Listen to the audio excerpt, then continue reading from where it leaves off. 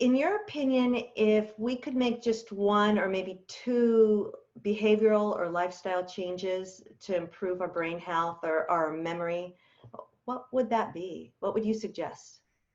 Well, as I mentioned, just making sure you're getting regular physical exercise. So you get that blood flow, you stay healthy, keep your heart healthy. So I'd say that one. And boy, that's a tough one. Sleep is important. And I know as people get older, a lot of people struggle with getting a good night's sleep. Either they're not sleeping long enough or they're waking up a lot during the night, so it's not quality sleep. But we know that sleep does a number of things for the brain and for memory. For example, we know that it's during REM sleep, which is rapid eye movement sleep, which most of us have several cycles of that during the night, the longest one being right before we wake up. So say if we cut our sleep short, we're not getting enough of that. And what that does is we know the brain takes information that you've learned maybe the day before and consolidates it into long-term memory. And so that can help your memory. And if you're not getting enough or good sleep, it can hurt your memory. So Right. that's one reason to get enough sleep. Another thing is that we know that the brain cleans out toxins while you're sleeping. It's very active.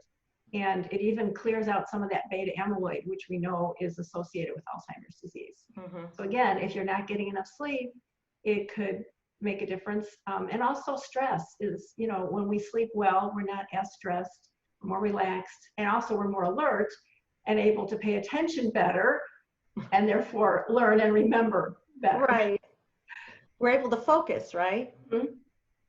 So Yeah. in regard to sleep, it seems that it would be very beneficial maybe to start if we're not getting enough sleep and we need to use an alarm clock to wake ourselves up and we find that we're losing that last block of sleep, the beneficial REM state, maybe going to bed a little earlier, preparing for sleep a little sooner would help us in regard to brain health. Yes, one of the things people have found, well, a couple things.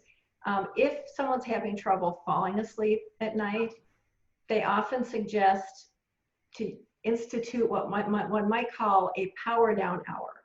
We know that we use the screens a lot now, computers, tablets, smartphones, and they all emit a blue light, which actually inhibits the brain's production of melatonin, which it needs to help you fall asleep. So, getting away from the screens, several hours before bed. Also being aware of if caffeine affects your brain. It affects everyone differently. Some people have to stop having caffeine at noon. Others can have it at 8 o'clock and still fall asleep like a baby at 10. So it's just, everyone's different.